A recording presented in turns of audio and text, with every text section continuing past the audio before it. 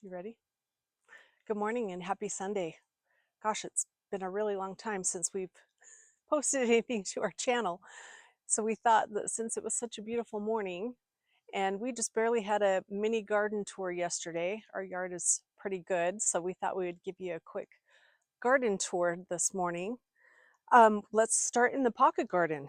So this space originally was built because of all these lovely utility boxes you see. And so I wanted to start doing some plantings to disguise all the boxes. So we've got a hardy hibiscus, and I can't remember, it's candy something. Anyway, we got it on clearance at Lowe's a couple of seasons ago, and it's just doing so well. And this cute little hydrangea, it's little quick fire. It's a little quick fire hydrangea. It's going to get bigger, so I think I'm going to move it over here so it has some space. And then Russ bought me two obelisks. The one I'll show you is in the back, and I planted a black-eyed Susan vine on that because I wanted a little bit more height in this bed. So that's doing pretty good. It doesn't get a ton of sun, so it's not blooming as well, but you can see a bunch of buds right there. And then we have a clump of irises. One of our neighbors was doing a fundraiser for surgery for their dog.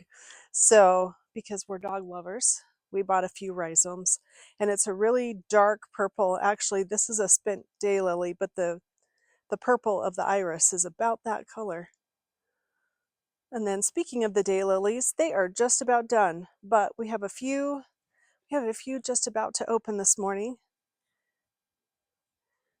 And it's a really pretty kind of dusty mauve color when they're fully open. And we also got these on clearance at Lowe's, and we really love them. They're doing really well. And then back there I've got my galvanized tub filled with annuals, and that tub has seen a lot. I used to drag that around my parents' garden when I was young and had to do weeding there when I was a kid. So I don't drag it around the yard anymore, but it has sentimental value. But then let's go up here a little bit. I'm gonna walk up here really quick.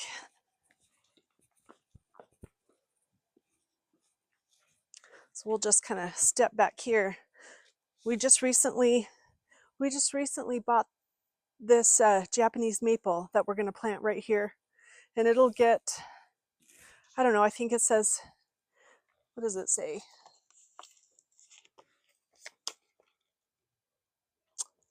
Well, it doesn't say how tall it gets. Oh, 6 to 10 feet tall. So it'll get pretty tall. Oh, Russ, come here.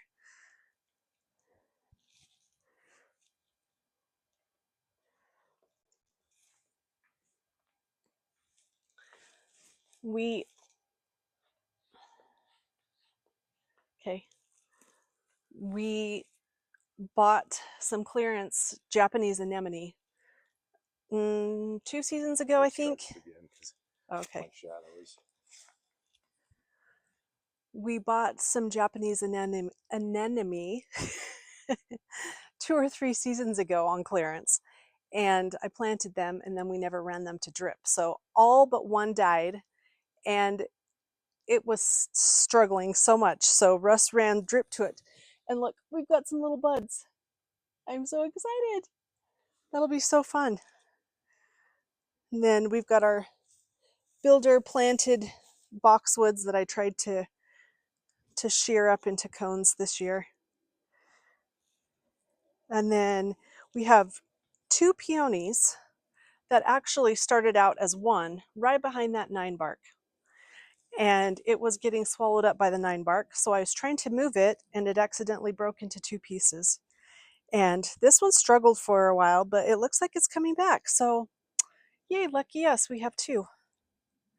And speaking of that 9 bark right there, 9 bark, if you know 9 bark, they grow tentacles and they get really big. And so I'm trying to decide whether to keep this. I've got 3 of them in our front yard, and I don't think the builder realized how big they get, but so I've been pruning them, and actually they've really struggled with eye anchlorosis. So I'm still debating whether we're going to keep them, but for now they're there because in spring they add a really pretty pop of chartreuse. So we'll see what happens with those. All right. We have some we we have some Hakonocloa grass, and we actually have it repeated on the other side.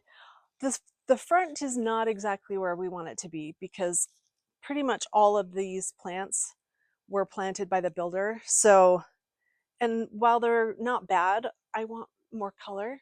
So it's kind of like business in the front and party in the back, which you'll see in a minute. But here on our slopes, they had originally planted some penstemon, and they're really pretty, but because it slopes, the spikiness of the flowers, they would always flop over. So a couple of years ago, I switched those out for these Danica Globe Arbs, and they're doing so well.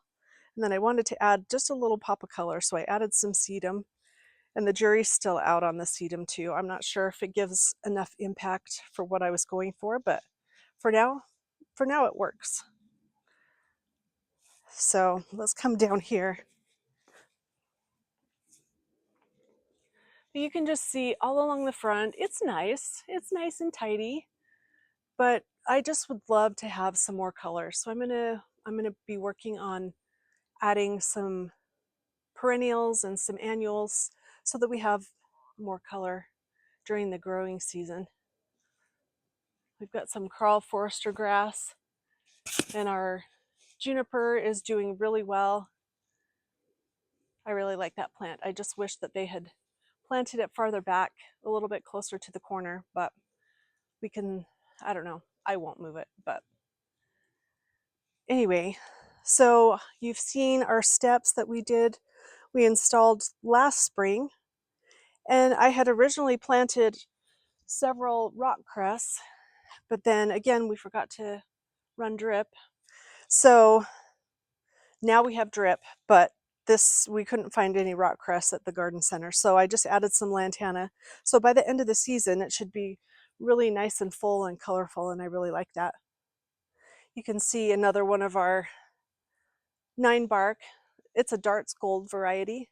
So like I said, in the spring it's really pretty. In the spring it kind of echoes the Hakonocloa grass in the chartreuse color. But let's run up here. I have slowly started adding some other things. I've got some snow in summer, which I really love, and it'll spread. And then we've got some Monarda that is doing so-so. I think it's getting too much water, but I guess we'll just see. And then here's another one of our peonies, and this one has not moved at all, so it's huge and has really pretty reddish pink flowers in the spring. Our spirea, I think I read that you should cut it back to like 6 inches every few years. So I think I might do that this fall or next spring and see, because it's just kind of having just this weird growth habit right now that I am not loving. And we've got our mum that I bought also on clearance. I mean, can you see the theme here? Anyway, I've pruned it, pinched it back, so hopefully we'll get some nice color in the fall. They're bright yellow. Then we added this pathway here. We have these 2 endless summer hydrangeas, and smooth hydrangeas, they're kind of hit and miss for us here in Utah, but we added an extra emitter, so hopefully we've got a lot of new growth. So hopefully next year we'll have some buds or some blossoms. But something's eating that one over there. And then right here, I'd love to plant a yew. We've got 3 yews, Maureen yews in the back. and I would love to have another one here so we have some extra winter interest and some height. This privet right here, we're going to go back just a little bit. This privet right here, I don't love it, and something's eating it. I don't know. I might switch it out for a Rose of Sharon because we've got another one on the other side of our porch that looks a lot better. So maybe I just move it to the other side of the porch and maybe it'll be happier there, and I put a Rose of Sharon here. We'll see. I don't know. Here's another hydrangea. Now I just planted this one this year, so that's why it's blooming. This one is a Summer Crush, and I'm probably a glutton for punishment, and that's why I keep trying these kind, but we'll just keep experimenting and they'll be fine. All right, let's go here to the secret garden.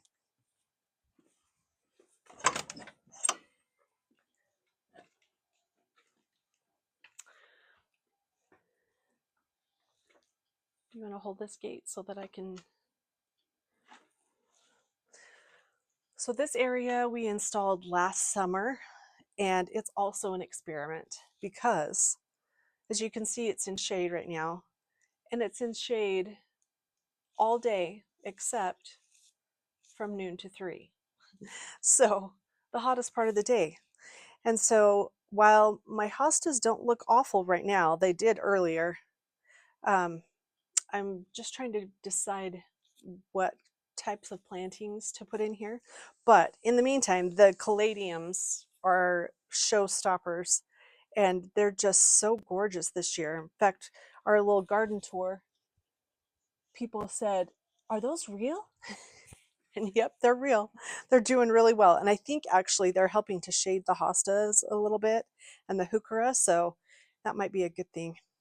But anyway, what I'd like to do next year is get a couple of 2 more yews, because yews, let's move out of that sun, yews like a little bit more shade, and I think I'll show you in the back, because the ones in the back get sun pretty much all day, and they struggled at first. So I think yews would be really good right here, and it would like draw your eye up. So I think we just need that structure in here, and I think they would do really well. But anyway, I really love how Russ did the stones around the flower beds. Right here we have our little Midori clematis, which is also having a hard time. I think I need to plant something around the base of it. I don't know. I've heard mixed reviews on clematis need shady roots, which I do believe, but then I also watched a video from a clematis expert, and she said that's not necessarily true. But anyway, so I might plant something around that next year. But it gets these beautiful white pom-pom flowers that are tinged with green and pink, and they're so pretty. But anyway, that's our clematis. And right here, I'm going to plant something else, vining, to go up around. But for now, I just stuck a little lantana in there. And it's cute. Looks like eggs for your breakfast. I don't know. Okay, right here we have a Kinsley's Ghost honeysuckle. And in the spring, they've got these little yellow flowers, and then in the fall they're supposed to develop some red berries, which will be really pretty. But it's grown so much since last year, and I just planted it last year, so I'm excited. It's supposed to pretty much fill up this whole space. Let's see. And then this is a black tower elderberry, and it gets about 3 feet wide and about 8 feet tall, so it should also help to fill in this space here. This little construction zone right here, we had our sprinklers just weren't getting very well, and so it was always yellow.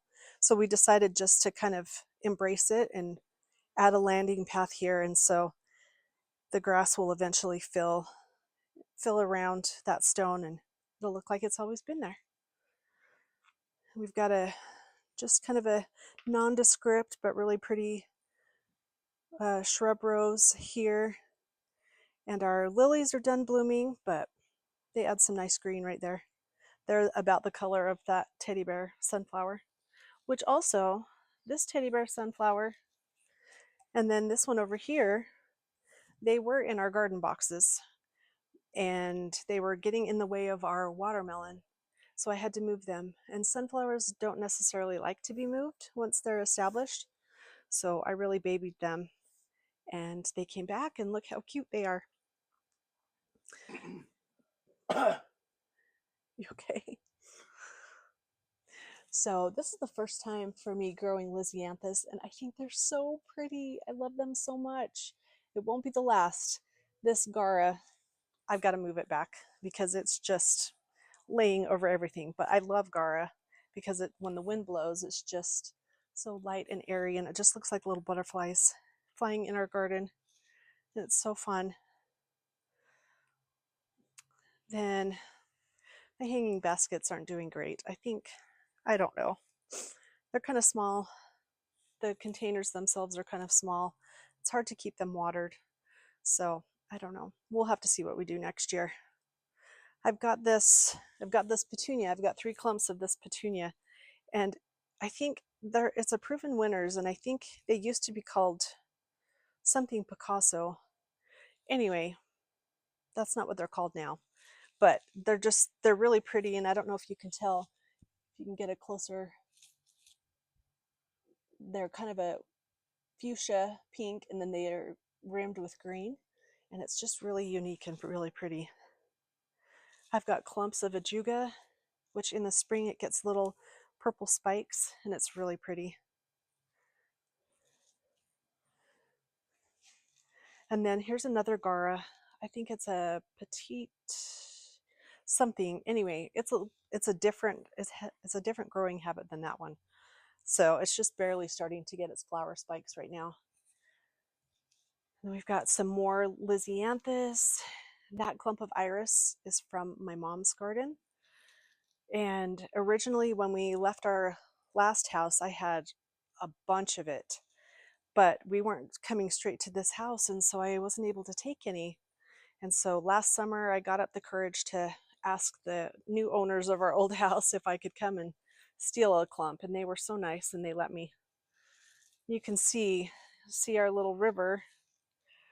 All of our water runs down to this corner, and we've even turned off the sprinklers on some parts to try to mitigate that, which it is better, surprisingly, but this area gets so much water, which is why my holy grail hibiscus is doing so well, because it loves water. And so this bloom is pretty much spent, but oh my gosh, look how loaded that is. I'm just so excited. This one will be open probably later today, tomorrow morning.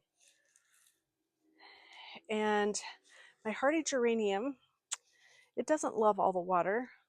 It was really gangly a few weeks ago, so I chopped it back, and now it's got new growth and some more blooms. And then we have a columnar blue spruce in front of our stone bench. And we planted it because, one, I love the color, and two, my father-in-law was obsessed with blue spruce. We would take him for rides, and he would point out all the blue spruce, and so it's kind of honoring him. Then I've got some creeping thyme in front of the bench, which also doesn't love a lot of water, but it's doing well, so we'll take it. And then we have all these clumps of black-eyed Susan that we got for free from a neighbor, and they are just doing so great. I love the color this time of year. And this is what I call our orchard garden, because we have 3 fruit trees. We have trained, all of these espalier trees ourselves, and I'm still learning pruning techniques for espalier, but we have fruit on 2 of the trees, so I'm doing something right. But I know we haven't had any pears on this tree yet, so I'm doing some research to find out why. We've got our baby cakes blackberry, and it's working on giving us some berries. We've got some new blossoms, so hopefully we'll have some blackberries this year. Last year it did really well, so hopefully it will give us some berries. And then these are also Lysianthus. They started out as little tiny plugs, and when I planted them, they were not happy, so I was afraid that they were all going to die, but some of them did die.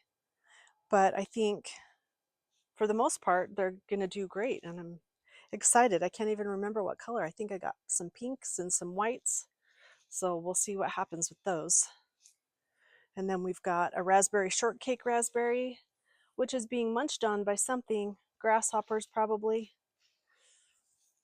But and then scattered in between, we have all-star strawberries, which honestly, I'm not really a fan of this variety. I kind of want to pull them out and add something else, but Russ said, let's just throw something else in there alongside of them. So we'll see. We'll see what happens. And then I just planted up these two little containers, and I've got some lantana in one of them. And I love lantana because it loves the heat and it just gives you just beautiful color. And then I've got this really pretty little dahlia that needs to be deadheaded. But this one is really pretty too. I don't like to have any empty pots. And this one was empty. So, all right, so where should we go? Should we go in front? Okay.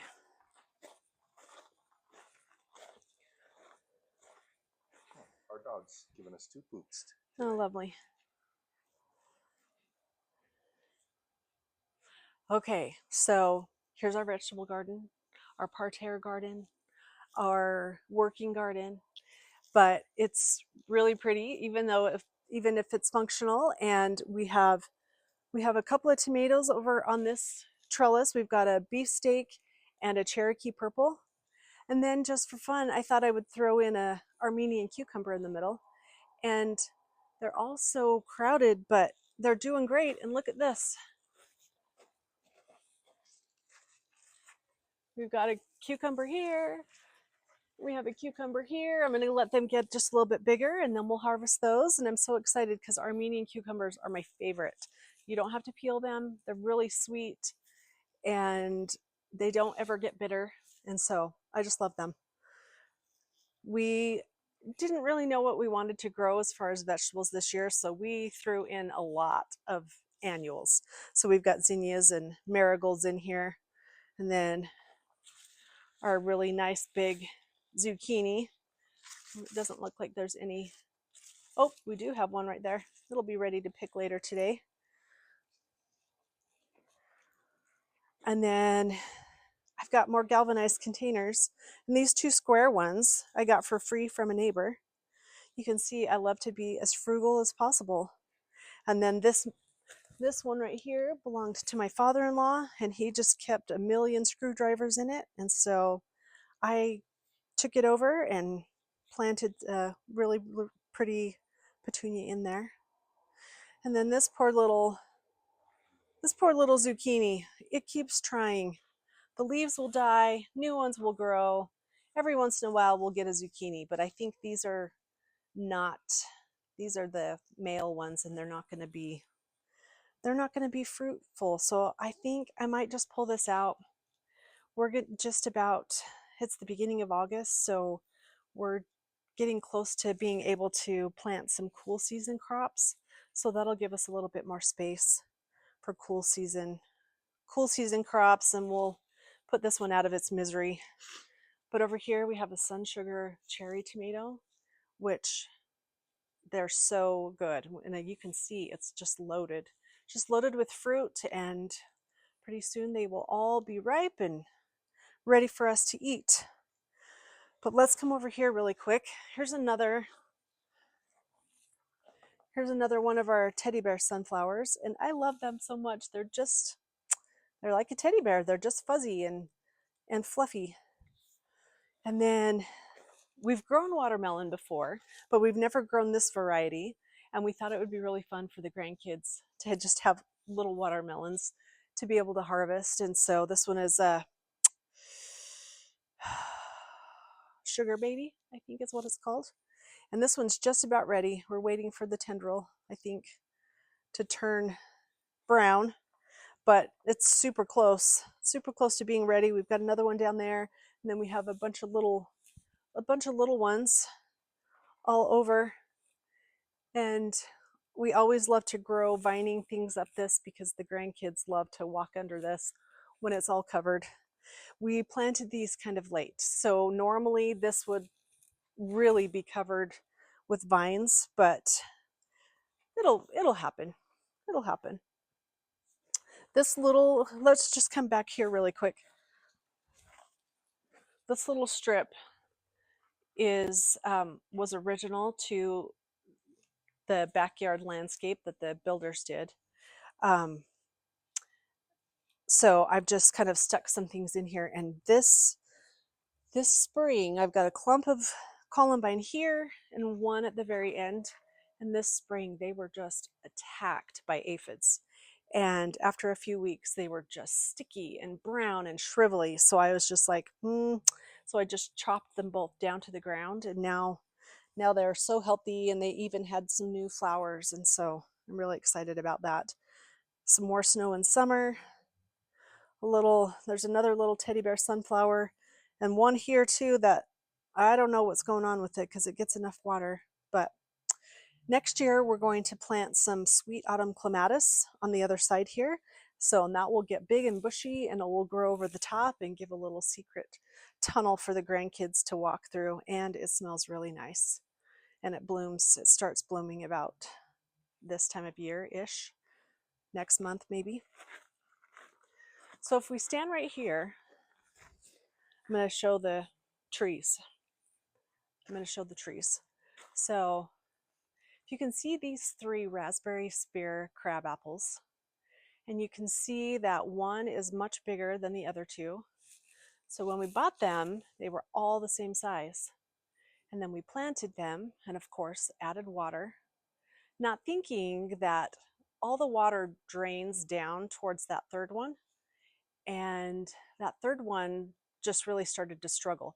And for a while it went tall, medium, small. Like that 3rd one was not growing at all. And so Russ took the water away because it gets plenty of overspray from the lawn and the runoff. And so that 3rd one is trying to catch up. And so this 3rd one is trying to catch up with the middle one, and it's looking better. But ideally, they're all supposed to look like this first one right here, right there. So hopefully, eventually, they'll all catch up. But in the spring, we'll have to for sure do a garden tour in the spring so that you can see the beautiful fuchsia flowers, because they're just gorgeous, and the fruit is persistent. Birds will come and eat them. All right, and last but not least is my cottage garden. And here's the 3 Maureen yews. Now this 3rd one right here, we also have the same problem. We have a tall, medium, and small, and that's because these 2 are closest to the windows. This is our bedroom right here. And from about 11 o'clock on, the sun radiates. And they like cooler temperatures. And so this one especially struggled. It was so hot. So, but slowly they're acclimating, and we've got new growth on all of them. And they're supposed to get about, well, it says 4 to 8 feet, which is kind of a big spread. But 4 to 8 feet tall, I'm hoping they get more on the 8 feet. And then they won't get any wider than they are now, which I just love these anchors, because in the wintertime, we don't have anything else of interest really. So it's just nice to have these evergreen anchors. Let's see. these cone flowers. They're kind of faded now. A couple weeks ago, they were still really brilliant, but these are the Cheyenne Spirit cone flowers. And if you can see, they've kind of morphed as they've seeded themselves. We've got kind of a yellowy, light yellowy, and then look at this one right here. This is from the same plant. It just reseeded itself. And that's so fun, isn't it? And I love how it reseeds itself. We've got new babies growing, so I think I might move some of these to the front yard to add some more color next year. And I've got a poet's wife, David Austin rose, and it's doing really well this year. It starts out as this really dark yellow, and then it fades to a kind of a creamy yellow, and then when it's just about done, there you go. It's pretty much white, and it's so pretty, and it smells really good. And I've got a couple of, I think they're purple chip, blue chip butterfly bushes, and this one is really big. This one, I'm not really sure why it's not getting any bigger, but that's okay. They're supposed to stay on the small side. And then I've got more ajuga as ground cover. I've got three little quick fire hydrangeas back there. They will get a little bit bigger than they are now, which is great. That little plant back there is a salvia, and I don't think it gets enough light. I've been looking at it the last couple of days, and it doesn't get as much sun as I thought it would because of the yews and the hydrangeas. So I'm going to move it in the fall to a sunnier spot, and hopefully it'll be happier, and we'll plant something else there that doesn't mind more shade. But here's our other obelisk that Russ bought me, and the black-eyed Susan vine. This one's a yellow variety, and it is doing so well. It's really liking where it's living right now. And all of these buds will be full of flowers soon. And then we have a white pillar rose of Sharon that still has some buds on it. We're waiting for it to get some more blooms. It's been kind of sporadic this year on blooming, but you can see it's got this really pretty pure white flower, and it'll open wide. This one also got attacked by aphids this year, but thankfully the ladybugs came to our rescue. But anyway, that was just a quick tour. We don't have a very big garden, and so it's just kind of nice to be able to quickly walk through and show you what's happening this month in our garden.